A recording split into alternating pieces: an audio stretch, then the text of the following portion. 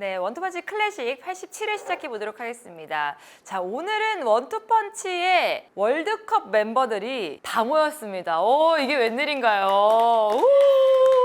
그게 맞나요? 네, 그쵸. 아, 그렇군요. 소준이 캐스터는 월드컵 멤버가 아닌 걸로. 네, 우리끼리 확정 짓는 걸로. 그렇죠. 네. 왜냐면 안방마님 자리 자꾸 위협하고 있기 때문에 제가 그렇게 소중히 캐스터는 게스트라고 이렇게 표현을 하도록 하겠습니다. 어쨌든 이렇게 세 분과 함께 이제 시작을 해볼 텐데 저희 지난 주말에 8강이 끝이 났습니다. 어떻게 보면 전문가들이 예상한 대로 갔다고는 볼 수가 없을 것 같아요. 이변이 벌어지고 말았는데 여기에 대해서 먼저 한 줄 평을 좀 들어보고 싶습니다. 어떠신가요? 이변이 없는 월드컵은 없다. 16강이 너무 시시했다. 이제부터 월드컵이다. 저는 유구무원입니다. 네, 제가 예상한 거와 정반대의 결과가 계속 나오고 있기 때문에 제가 이 방송에서 다코스가 덴마크, 세르비아라고 했거든요. 저 차이로 바로 집에 갔습니다.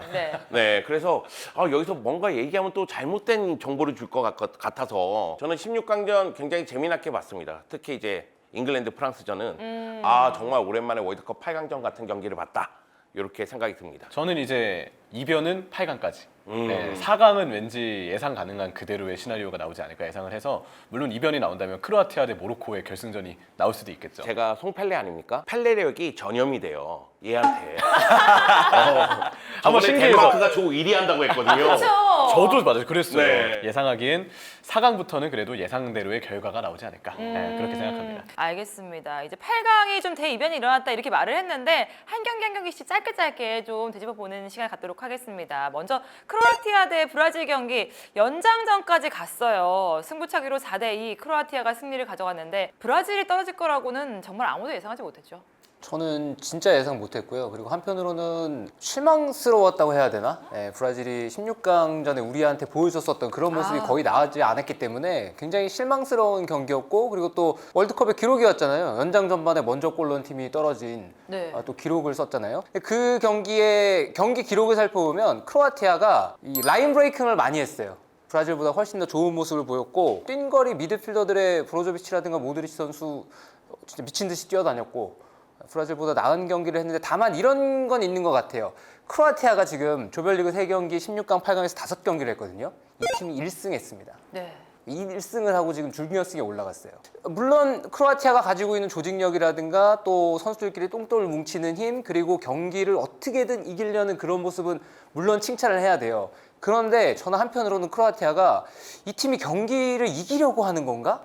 아니면은 정말 그냥 지지 않기 위해서 내가 어떻게든 끝까지 내가 떨어지는 한이 있더라도 너네들도 편하게 올라갈 순 없어라는 정신으로 경기를 하는 건가 이런 생각이 들기도 해요. 근데 사실 크로아티아 골키퍼의 선방이 없었다면은 이렇게 올라가지 못하지 않았을까라는 생각도 들어요. 리바코비치 골키퍼의 활약이 정말 눈부셨는데 사실 크로아티아는 승차의 제왕 같아요. 네, 연장전 가고 승부차기 가고 거기서 끝내 이겨내는. 예전에도 좀 그랬죠. 네, 2018 러시아 월드컵에서도 연장전 가면서 결승까지 가는 그런 모습이 있었는데 그런 모습이 다시 한번 이번 월드컵에서도 나온 것 아닌가. 근데 이거는 어쩔 수 없다는 생각도 들어요. 저는 크로아티아의 스트라이커 딱 펼쳐보면 쓰레가 없다. 아니 이거 뭐냐? 페트코비치 얘 뭐야? 얘가 왜 대표팀에 있어? 막 이런 생각이 들 수 있는 멤버들이거든요. 그런 거 보면은 역시 이제 끈끈한 경기력으로 결국 끝까지 가서 마지막에 웃겠다. 이게 계획이 아닌가 이런 생각이 좀 듭니다. 제 경우는 이제 브라질의 허점을 크로아티아가 정말 말도 안 되게 효율적으로 공략을 한 경기였다고 생각을 해요. 브라질이 이제 이 16강 그리고 그 이전 조별리그 경기들까지 봤을 때 정말 좋은 전력을 보였지만 굳이 약점을 꼽자면 순간순간 중앙 미드필더들의 간격이 좀 벌어져 있거나 중앙의 숫자가 좀 부족해지는 약점들이 노출이 됐다고 생각을 해요. 이건 이제 파케타와 네이마르 여기에 카세미르까지 이전에 카세미르 옆에는 프레드 아니면 뭐 기마랑이스 같은 미드필더들이 짝을 이루면서 두 명의 미드필더가 3선이 형성하고 그 위쪽에 파케타가 공격형 미드필더가 되는 구조가 좀 많았거든요. 근데 비니시우스도 브라질 입장에선 써야 되고 네이마르도 당연히 브라질 입장에서 써야 되는 상황인데다가 최근 A매치에서 호흡이 좋았던 최전방 공격수 히샬리송도 써야 되는 게 사실이죠. 그쵸. 그리고 그들 중에는 오른쪽으로 갈 만한 자원은 사실 좀 애매하기도 했었고요. 그래서 이들을 조합하는 과정에서 중원조합의 네이마르, 파케타, 카세미르라는 선택을 월드컵 본선을 앞두고 이제 꺼내들게 됐는데 이 조합이 공격적으로는 아주 훌륭한 조합이나 아무래도 실전에서 이들에 대한 맞춤 전술을 중원에서 잘 들고 오는 팀 그리고 중원의 힘이 강한 팀을 만났을 때는 브라질이 조금 취약점을 드러낼 수 있는 부분이 있었다고 생각을 해요.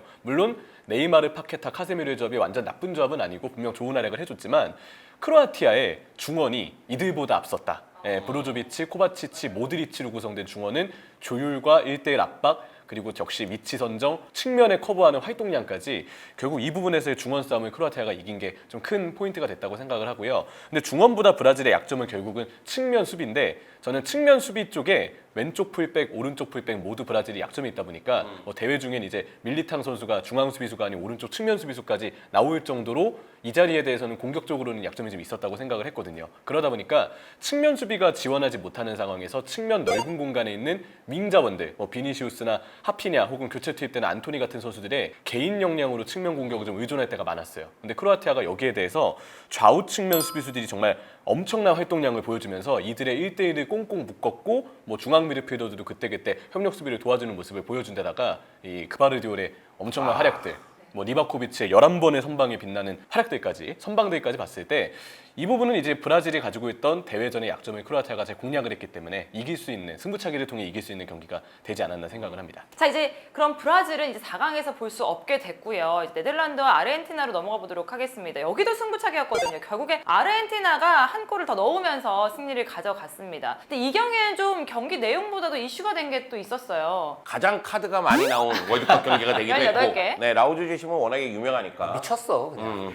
그것도 있고 또 한 가지는 그 양 팀의 신경전. 맞아요. 근데 경기 전에 파날 감독이 얘기한 아르헨티나의 약점이 네이마르가 어떻고 이런 얘기에 대해서 아르헨티나의 메시를 비롯한 선수들이 우리를 존중하지 않는다고 생각을 하고 경기에 임했고, 그러다 보니까 경기가 굉장히 치열해지는 모습이 있었고, 거기다 파레데스가 네덜란드 벤치 쪽으로 볼을 차는 말도 안 되는 장면도 나오기도 했고요. 그리고 승부차기 할 때 둠프리스가 아르헨티나 선수들이 차러 갈 때마다 뭐라고 얘기하는 그런 모습까지 나오면서 이 경기는 사실 경기 자체는 매우 뜨거웠지만은 약간 더티한, 약간 이제 제 스타일의 경기죠. 너무나 더러운 경기였다. 그런 느낌이 좀 들었습니다. 저는 이 경기가 분명히 연장까지 갈 거다, 그리고 승부차기까지 갈 거다라고 얘기를 했고, 그리고 제가 이 경기 중계했는데 저는 마음의 준비를 이미 다 하고 들어갔어요. 제가 진짜 연장의 어떤 아이콘이고, 그리고 제 파트너가 이재우 아나운서였잖아요. 네. 이재우 아나운서도 유명하거든요. 배구는 5세트, 축구는 연장. 그냥 빼박이었어요. 무조건 연장 각이었다. 근데 이 경기는 여러 가지 볼거리가 있었죠. 너무너무 신기한 아르헨티나의 리오넬 메시의 경기에 감탄했고, 그리고 바날 감독의 마지막 승부수에 한번 감탄했고, 그리고 바날 감독의 엔트리가 26명이 되면서 장신 스트라이커를 2명이나 베오르스트 그리고 이제 루크 더영을 데려갔는데 이 얘기가 많았잖아요. 왜 이렇게 키 큰 애만 2명을 더 데려가냐, 좀 여러 조합을 데려가야 되는 거 아니냐. 근데 제가 생각할 때는 바날 감독이 8강에서 아르헨티나를 만날 걸 알고 아르헨티나의 약점을 공략하기 위해서 여차하면은 그냥 공중전으로 하기 위해서 그 엔트리를 짰다는 생각도 했거든요. 몇 수를 앞을 본 거예요? 근데 실제로 그렇게 했어요. 근데 실제로 또 바날 감독이 조별리그 치를 때 아직 꺼내들지 않는 수가 많다 이런 얘기도 했어요. 그리고 그게 먹혔고, 아르헨티나가 평균 신장이 이번 월드컵에 출전한 국가 가운데 아래서 5번째 안에 들거든요. 그럴 정도로 낮고 수비수들이 또 키가 작은 선수들이 많거든요. 그게 잘 먹혀들었는데 저는 아쉬웠던 거는 연장 가서도 계속 네덜란드가 그렇게 했어야 되는데 오히려 균형을 맞춘 게 좀 실수가 아니었나, 이런 생각도 들면서 바날 감독은 2014년에도 월드컵에서 무패로 결승전 못 갔거든요. 네네. 이번 월드컵도 바날 감독은 무패예요. 네. 2번의 월드컵을 단 한 경기도 안 졌어요. 근데 원하는 성적을 내지는 못한 거죠. 다 아르헨티나하고 만나가지고 승부차기 끝에 이제 결국 이런 상황이 됐는데, 저는 그런 생각 들었어요. 파날 감독이 마지막에 트윈타워 세웠을 때 야 이제 올 것이 왔다. 네. 그리고 나서 연속으로 골을 넣는 거 보면서 이게 네덜란드 감독들의 승부수지. 그러니까 뭐냐면 네덜란드 감독들이 막판에 공격수를 대거 투입하는 경향이 있어요. 근데 이제 파날 감독 같은 경우에는 이번 월드컵이 실리 축구, 물론 2014 브라질 월드컵에서도 실리 축구였습니다만 실리 축구를 통해서 상대를 굉장히 짜증나게 만드는 그런 축구를 구사했거든요. 그 가운데에서 원하는 결과를 가져왔었는데 결국은 이게 무승부로 가면서 그래도 연장 전반전까지는 좀 트윈타워를 이용해서 공중볼을 계속해서 몰아 넣어야 되는데 그런 모습이 좀 없었다는 것이 결국은 이제 승부차기까지 가고 승부차기에서 이제 무릎을 꿇는 모습이 있었는데, 저는 네덜란드 축구에 대해서 이번에 다시 한번 감탄을 했다. 우리가 생각하는 네덜란드 축구의 모습하고는 좀 다르잖아요. 네, 토탈풋볼 막 몰아붙이고 막 이런 느낌의 축구를 생각하다가 파날 감독의 실리 축구가 얼마나 효과적인지 이런 거 보면 스페인도 바뀌어야 된다 이런 생각이 좀 들더라고요. 제가 한마디만 더 하면은 네덜란드가 한편으로는 실리 축구를 바날 감독이 2014년과 똑같이 하려고 했는데 문제는 2014년에는 그래도 로빈 반 페르시와 아렌 로번이 있었거든요. 근데 지금 대표팀은 데파이, 베르베인 그리고 코디 학포 이렇게 3명의 공격수를 기용을 하는데 그 파괴력에서 차이가 좀 컸고요. 네덜란드가 과거 뭐 멀리 갈 것도 없이 90년대부터 봐도 베르캄프라든가 클루이프 이런 공격수들의 계보가 있잖아요. 네, 거기서 반페르시에서 공격수의 계보가 딱 끊어졌는데 훈텔라르 정도만 되는 스트라이커만 그럼요. 있었어도 그런 실리 축구가 더 잘 먹혀 들었을 텐데 하는 그런 아쉬움은 남았다. 네. 어쨌든 이명철 해설위원은 경기 내용적으로 좀 어떻게 보셨어요? 아르헨티나의 측면 수비수들이 꽤 잘한 경기였다고 생각을 했습니다. 메시와 훌리안 알바레스의 활약은 워낙 이전에도 언급이 되었듯이 인상적이었고 이들이 중앙에서 보여준 움직임과 활동량 압박 덕분에 측면 쪽의 공간을 만들 수 있었다고 생각이 들었어요. 그리고 백스리를 기반으로 백포에 이제 풀백보다는 좀 더 반단계 정도 올라간 이 윙백 위치에서 아쿠냐 선수와 몰리나 선수가 정말 많은 활동량과 움직임을 보여줬기 때문에 측면에서의 싸움에 있어서는 아르헨티나가 주도를 한 경기였다고도 생각을 했고요. 측면에서 주도를 했고 그만큼 어느 정도 팀이 라인을 끌어올릴 수 있었기 때문에 이후에도 상대에 대한 압박과 어떤 기동력에 있어서 아르헨티나가 좋은 부분을 보여줄 수 있었다고 생각을 했고 그렇기 때문에 이 경기에서 잘했던 부분보다는 앞으로 4강에서의 약점도 이 경기를 통해서 꼬집을 수 있을 것 같아요. 앞서서 언급이 나왔던 공중볼에 대한 문제점이 첫 번째, 크로아티아도 분명 고공으로 좀 붙이는 선택을 아마 아르헨티나를 상대로는 하지 않을까 좀 생각을 하고 두 번째는 이날 좋은 활약을 보여줬던 아쿠냐 선수가 징계로 인해서 4강전에 못 나옵니다. 과연 측면의 어떤 영향력, 지금 여전히 아르헨티나는 측면 윙의 아쉬움 혹은 부재 때문에 측면 수비수들의 측면에서의 어떤 공수 양면에서의 활동량과 속도, 공격적인 어떤 역할들이 되게 측면 공격에 많은 비중을 차지하거든요. 근데 주전 수비수 아쿠냐가 4강을 앞두고 빠지게 된다는 점에서는 조금 아르헨티나로서는 이 부분이 또 약점이 되지 않을까를 느끼게 된 경기가 아닌가 생각합니다. 그렇습니다. 이렇게 네덜란드 아르헨티나에서 아르헨티나가 또 4강에 진출하게 됐습니다. 자, 모로코와 포르투갈. 사실 이번 월드컵의 가장 큰 이변은 모로코가 아닐까 싶어요. 어떻게 이렇게 될 수가 있죠? 저는 크로아티아도 이제 수비 중심의 경기를 했지만 모로코 역시도 비슷한 색깔이잖아요. 근데 모로코는 더 수비적이고 그리고 공격수와 수비 사이의 간격이 15m 안쪽에 들어가 있어요. 네. 두 팀의 차이점은 뭐라고 생각을 하냐면 모로코는 그래도 이기려고 실리적인 컨셉을 들고 나온 거예요. 이 팀은 충분히 뒤에서부터 상대 압박이 들어왔을 때 그리고 수비 지역에 몰렸을 때 원터치 패스라든가 투터치 패스로 넓은 지역을 가서 상대의 압박을 이겨낼 수 있는 능력이 있어요. 한 번의 기회를 놓치지 실제로 그런 않죠. 모습들을 잘 보여주고요. 다만 여기서 이제 골 결정력에 좀 문제가 따라올 수는 있지만 그래도 모로코가 탄탄한 수비를 바탕으로 선수들이 뛰어야 될 때 뛰고 포르투갈전도 보면은 기록상으로 이 팀이 그렇게 많이 뛰지 않았거든요. 맞아요. 근데 스프린트가 많아요. 팀이 10명의 필드 플레이어가 스프린트 횟수가 많고 그런 거 봤을 때는 뛸 때 뛰고 관리할 때 관리한다는 얘기거든요. 근데 포르투갈전에 봤을 때 감탄을 한 거는 이 정도 수비 조직력이면 이거는 어떤 팀이 와도 쉽지 않다. 포르투갈도 정말 할 만큼 했거든요. 이 팀도 뒤에 전술 변화 주고 후반에 계속 교체해서 들어가면서 모로코의 약점을 공략하려고 노력을 했는데 모로코가 이날은 뭐 부상 때문에 수비진의 결장도 있고 그것도 4명 중에서 절반이 나갔잖아요. 그럼에도 이런 조직력이 유지가 된다는 건 지금 선수들이 내가 뭐 주전 선수를 대신해서 나가더라도 뭐 내 몸 한 받쳐서 내 몸을 집어 던져서라도 막아내겠다라는 의지가 지금 확실하다는 얘기거든요. 네, 그 모습은 박수를 쳐야죠. 이번 월드컵 최고의 돌풍의 팀이죠. 네, 저는 모로코가 스페인, 포르투갈 꺾는 과정을 봤을 때 모두 미드필드에 뛰어난 플레이어들이 있는 팀들이거든요. 그런 팀을 상대로 압박이라든가 공간을 주지 않는 모습이 훨씬 더 효과적이었구나 이런 생각이 들고요.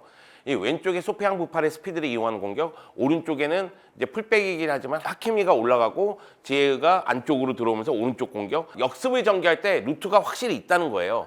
물론 모로코 같은 경우에도 최전방에 믿을 수 있는 스트라이커가 있느냐? 전 엔네시리를 믿지 않습니다. 그렇기 때문에 결국은 이 팀도 득점력에는 문제를 드러낼 수가 있겠구나 이런 생각이 좀 들었었는데 결국은 8강전에서는 엔네시리가 골키퍼 실수긴 하지만 골을 넣지 않습니까? 믿지 않으셔서 그렇게 된 거예요. 아 그렇군요. 네, 제가 믿지 않은 스트라이커들이 골을 넣고 있습니다. 네, 그런 모습이 있고 또 하킴 지에가 있기 때문에 세트피스 상황에서의 득점력도 갖추고 있고 그래서 이 팀이 처음엔 몰랐는데 보면 볼수록 장점이 많은 팀인 거예요. 매력이 있어요. 근데 다만 아까 전에 박찬하 의원이 얘기했지만 수비 라인의 부상으로 인해서 2명이 바뀌었는데 수비의 중심인 로망 사이스가 이 경기에서 몸 상태가 안 좋아서 4강전에 나올 수 있느냐 그것이 매우 중요하고 미드필드 라인에도 변화가 또 생길 것 같아요. 몸 상태가 안 좋은 선수들이 한두 명씩 보이니까. 그러면은 이 조직력을 계속 유지할 수 있느냐? 모로코의 약점 중에 하나는 벤치가 얇아요. 그 점을 고려했을 때는 지금까지는 정말 위대하지 않습니까? 아프리카 국가로서 처음에 이 월드컵 4강에 진출했으니까 처음으로. 근데 위대하긴 한데 여기서 한 단계 더 도약하기를 원하잖아요, 팬들은. 특히 지금 카타르에서 월드컵이 펼쳐지고 있기 때문에 모로코가 이슬람 국가예요. 그래서 카타르에 있는 현지에 있는 팬들이 지금 모로코를 응원을 모두 많이 하고 응원하죠. 있어요. 아랍의 영광이죠. 네. 그렇기 때문에 새로운 역사를 만들어낼까? 이런 기대감은 있는데 그에 못지않게 불안 요소들이 보이는 게 좀 아쉽다. 여기까지는 아무래도 예상이 좀 힘들었죠. 그럼. 보기에 따라서 이제 벨기에가 아무래도 좀 불안불안한 모습이 있었기 때문에 크로아티아도 사실 대회 전까지의 폼이 매우 좋았던 팀은 냉정히 말했을 땐 아니었어요. 근데 지금 보면 정말 자칫하다간 조별리그 때 모로코랑 크로아티아가 만났던 경기를 직접 중계를 했었는데 어쩌면 그 경기가 미리 보는 결승전일 수도 있겠구나. 약간 이 생각도 지금 드는 상황이니까 놀랍다고 얘기할 수 있겠죠. 오늘 모로코가 분명 이번 대회에서 굉장히 끈끈하고 좋은 수비 조직력을 보여주고 있고 가장 인상 깊은 부분은 첫 번째는 수비형 미드필더 암라바트 선수의 특히나 더 지칠 줄 모르는 체력. 암라바트가 이번 대회에서 전환도 잘해주고 볼 운반도 필요할 땐 해주고 순간적인 활동량을 통한 커팅과 수비수 사이에서의 볼을 좀 끊어내는 모습들이 중요할 때 나올 때가 좀 많습니다. 암라바트, 야신부누 맞아요. 이번에 워낙에 스타 선수이긴 했는데 빅리그에서 뛰고 있으니까. 근데 이번 월드컵으로 한 단계 더 올라간 선수들이 모로코에는 은근히 많습니다. 포르투갈은 좀 불운한 부분도 있었다고 봐요. 그 브루노 페르난데스의 저는 때리지 않았나 생각이 들었던 전반 막판의 장면도 골대를 맞고 나오는 불운함이 좀 있었고 굴절된 슈팅도 골대로 들어가지 않는 상황들. 후반전에 나왔던 펠릭스의 그 왼발 슈팅, 호날두가 리턴을 주고 펠릭스가 바로 때렸는데 들어갔다 싶었던 장면을 야신부누가 막더라고요. 조앙 펠릭스, 호날두 기회를 가졌던 선수들이 한 골만 넣었다면 어땠을까 그런 생각이 좀 달라졌겠죠. 들긴 해요. 네. 그리고 그걸 다 막아버린 부누가 역시 이번 모로코의 돌풍에는 주인공이 아닌가 다시 한번 느끼게 됐습니다. 마지막으로 잉글랜드 대 프랑스 가겠습니다. 1대2로 프랑스가 승리를 가져갔어요. 케인 선수가 골을 넣었고 또 골을 실축하기도 했었던 경기였던 것 같아요. 해리 케인은 정말 페널티를 잘 차는 선수고 성공률이 한 85% 정도 되니까 진짜 잘 차는 편이거든요. 근데 위고 로리스 골키퍼는 PK 못 맞기로 유명한 골키퍼예요. 그쵸. 그러니까 차면은 대부분 그냥 들어가는 거예요. 요리스 상대로는. 근데 해리 케인이 생각이 좀 많았던 것 같아요. 너무 생각이 많았고 그 절체절명의 순간에서 반드시 이거를 성공을 시켜야만 최소한 동점이 된다는 부담감이 해리 케인의 킥을 빗나가게 만들었다. 경기 내용은 사실 잉글랜드가 더 나은 경기를 했다고 볼 수도 있는데요. 프랑스가 가지고 있는 거는 역시 여차하면 뭔가 경기가 잘 안 될 때 믿고 맡길 만한 선수들의 숫자가 많다는 거. 그리즈만이라는 킥이 좋은 선수가 있고 올리비에 주르라는 상대 중앙 수비수들을 내 근처에 묶어놓을 수 있는 헌신적인 공격수가 있고 그리고 어디에 있건 상대 수비로 하여금 견제 1순위인 음바페가 있고 이 조합은 이거는 어떤 경기에서건 토너먼트에서건 뭐 중요한 경기에서건 통할 수밖에 없는 조합이거든요. 그 힘이 잉글랜드전에서도 잘 나타났다고 저는 생각해요. 근데 사실 경기는 잉글랜드가 굉장히 잘했어요. 전 사우스게이트 감독 이번 월드컵 보면서 굉장히 놀랐어요. 이 감독이 전술적으로 굉장히 뛰어난 감독이구나.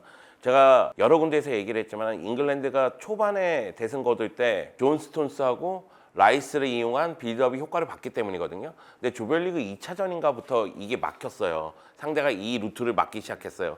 그러니까 핸더슨을 투입하기 시작하면서 루트를 하나 더 만들어놨어요. 그러면서 공격이 원활하게 풀리는 모습이 있었는데 이 경기에서는 공격을 전개할 때 상대의 음바페, 덴벨레 굉장히 빠르니 아예 그냥 수비 쪽에 워커가 많이 올라가지 않으면서 3백 형태로 수비에 임하는 모습이 나왔어요. 물론 이제 워커가 노련하기 때문에 찬스다 싶으면 올라가서 공격 가담도 하긴 했지만 결국은 음바페가 돌아 들어오는 거에 대해서 핸더슨을 오른쪽에 배치하고 워커가 대비하면서 이거를 묶는데 저는 성공했다고 봐요. 그렇기 때문에 음바페가 자신의 능력에 비해서는 만족할 만한 경기는 아니었다고 생각을 해요. 그 정도로 잉글랜드가 경기를 굉장히 잘 풀었는데 저는 부카요 사카도 굉장히 잘했고 필포든도 나쁘지 않았다는 생각이 들고 케인도 잘했다고 생각을 하는데 근데 PK에서 그렇게 놓치니까 저는 선수 출신들에게 물어봤거든요. 아니 한 경기에서 2번이나 PK를 처리를 해. 그럼 두 번째 처리했을 때 첫 번째 성공했기 때문에 심리적으로 좀 더 안정감이 있지 않겠어? 이렇게 한번 선수들에게 물어봤었는데 아니라고 하더라고요. 만약에 스코어가 1대1이었으면 그러면 조금 더 여유롭게 처리를 했을 텐데 지금은 자기가 반드시 넣어야 된다는 생각이 있고 모든 게 내 네. 어깨에 짊어지고 있잖아요. 거기다가 상대 골키퍼는 소속 클럽 동료야. 나에 대해서 많은 걸 알고 있는 것 같고 그러다 보니까 생각이 많아지고 그러다 보니 킥이 그냥 떠버리는 해리케인답지 않은 PK가 나오는 그런 상황이 됐더라고요. 그래서 전 잉글랜드는 좀 오래 보고 싶었는데 대진운이 없었다. 그런 생각이 들었어요. 저는 이제 잉글랜드는 꽤 경기를 잘했다고 생각을 하는데 약간의 아쉬움이라면 사우스게이트 감독의 교체였던 것 같아요. 래시포드가 85분에 투입이 됐고요. 그릴리시는 이제 98분에 투입이 됐는데 이번 대회 조커로서 래시포드가 보여줬던 활약을 생각했을 때 조금 늦은 타이밍이었다. 예, 뭔가를 바꾸기에는 너무 늦었다는 얘기를 하고 싶고 뭐 98분은 역시나 더 늦은 시간이라고 봐야 되겠죠. 그리고 사카 선수를 빼준 게 개인적으로 좀 아쉽더라고요. 그래, 사카 네. 너무 잘했어. 부카요 사카는 이번 대회에서도 그 좁은 공간에서 볼을 지켜내는 드리블로 계속 유의미한 상황들을 만들었습니다. 본인이 스탯을 쌓기도 하고 실제로 이 경기에서 페널티킥을 또 얻어내는 상황까지 나왔는데 오히려 사카를 대신해서 스털링이 이제 들어오고 나서 스털링이 오른쪽에 배치가 됐잖아요. 근데 스털링은 사카하고 다르게 조금 오른쪽에선 더 직선적으로 뛰는 유형이 가깝다 보니까 터치라인에서 스털링이 넓게 펼치는 장면이 많아졌는데 경기 상황이나 이전의 사카의 영향력을 보면 이 자리는 조금 더 중앙으로 들어오는 선수의 어떤 동선이 필요하지 않았을까라는 생각이 들었어요. 저는 그래서 그 교체가 좀 아쉽더라고요. 이게 감독들의 고민이에요. 경기력은 괜찮거든. 뭔가 될 것 같거든. 근데 여기서 골이 필요해. 그러면 변화를 줘야 되는데 지금 변화를 주는 게 맞나? 경기는 괜찮은데? 이러다 보면은 교체 타이밍이 늦어질 수밖에 없어요. 그러다 보면 교체를 했어도 그 효과는 오히려 더 미비하는 상황이 되거든요. 그런 부분이 좀 아쉽긴 했죠. 근데 이해는 되는 게 후반전 중반에 잉글랜드가 경기력이 괜찮긴 했잖아요. 뭐 그런 부분들을 아마 사우스게이트 감독도 괜찮은데 하는 마음으로 보다 보니까 좀 이런 결과가 나오지 않았나 생각이 듭니다. 근데 정교체는 이런 부분도 있는 것 같아요. 부카요 사카가 기록상으로 보면 기록이 안 좋아요. 되게 신기하죠. 제가 조원희 위원이랑 같이 중계를 했잖아요. 조원희 위원이 또 풀백 출신이잖아요. 그래서 조원희 위원이 어떤 얘기를 했냐면 부카요 사카 같은 스타일은 나중에 가면 갈수록 횡드립을 많이 하기 때문에 그러면 수비수가 봤을 때는 너무 쉬워진다는 거예요. 안으로 안 들어오고 자꾸 옆으로 가니까. 그래서 아마 사우스게이트 감독도 힘도 떨어지고 뭔가 이제 실수도 나오고 이러니까 스털링으로 하여금 찌르고 들어가는 움직임을 노렸던 거 아닌가. 이게 왜 그러냐면 그 전까지 부카요 사카가 테오 에르난데스하고 우파메카노를 말 그대로 요리하고 있었거든요. 그러다 보니까 반칙도 많이 당했어요. 그래서 주심이 깐깐했다면은 나름대로 프리킥도 더 많이 얻어낼 수 있는 상황이었었는데 그 정도로 부카요 사카는 잘하고 있었는데 스털링이 투입이 되는 순간 스털링이 지금 정상 컨디션이 아닐 텐데 이런 생각이 먼저 들더라고요. 왜냐면 이제 집에 강도가 들어서 잉글랜드 갔다 왔잖아요. 그럼 비행기 타고 왔으니까 그러다 보니까 좀 안 좋지 않을까 했는데 역시나 좀 안 좋다 보니 이제 팬들의 시선이나 우리의 시선으로선 그래도 사카를 놔두는 게 낫지 않았을까 이런 생각이 좀 드는 거죠.